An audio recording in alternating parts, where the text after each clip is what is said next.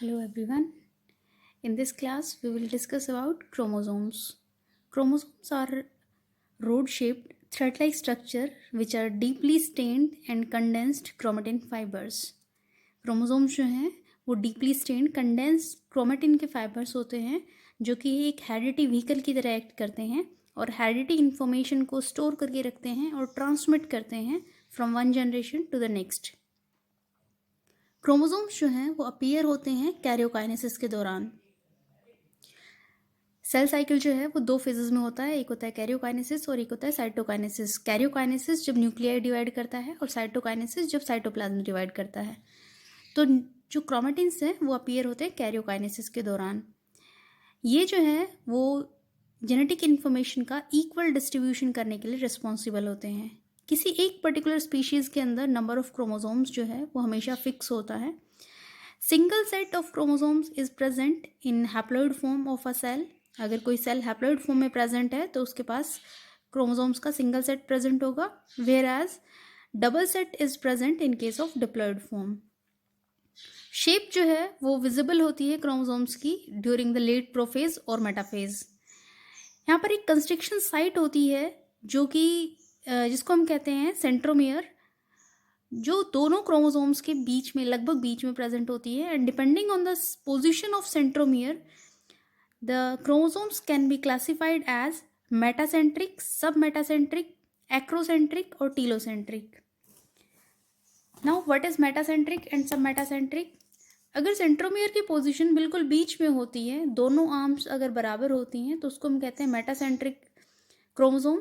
लेकिन अगर एक आर्म थोड़ी सी बड़ी और एक थोड़ी छोटी होती है तो इसको हम कहते हैं सब मेटासेंट्रिक. लेकिन अगर एक आर्म बहुत ज़्यादा छोटी और दूसरी आर्म बहुत ज़्यादा बड़ी होती है on the basis of centromere position तो इसको हम कहते हैं एक्रोसेंट्रिक. लेकिन अगर सेंट्रोमियर टीलोमेरिक पोजीशन के ऊपर किसी एक एंड के ऊपर प्रेजेंट होता है तो उसको हम कहते हैं टीलोमेरिक chromosome. Now next part of the chromosome is the functions of chromosome. What are the functions of chromosomes? So chromosomes basically contain the gene or the hereditary information which is located in the genes. Chromosomes control करते हैं protein synthesis का, जो कि help करते हैं cell के division में और ग्रोथ में.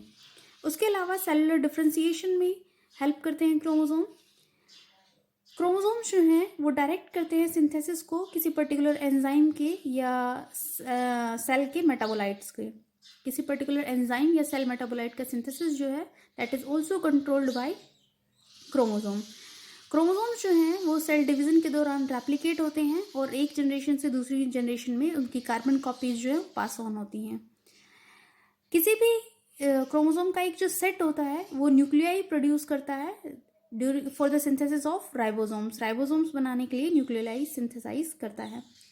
हैप्लॉइड या डिप्लॉइड नंबर ऑफ क्रोमोसोम्स जो हैं वो रिस्पेक्टिवली प्रेजेंट होते हैं गैमेटोफाइट के अंदर, स्पोरोफिटिक बॉडी के अंदर, एक इंडिविजुअल में. क्रोमोसोम्स जो हैं वो एक लिंक की तरह एक्ट करते हैं between the offspring and parents. Parents और ऑफस्प्रिंग के बीच में एक लिंक की तरह एक्ट करते हैं chromosome.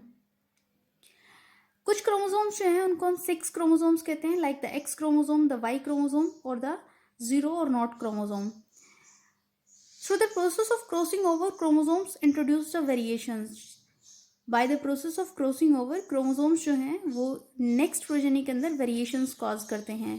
Mutations are also caused in the chromosomes. Mutations are the sudden heritable changes which are passed to the next generation and this is because of the change in chromosome. These are some functions of chromosome. Meet in the next video. Thank you and have a good day.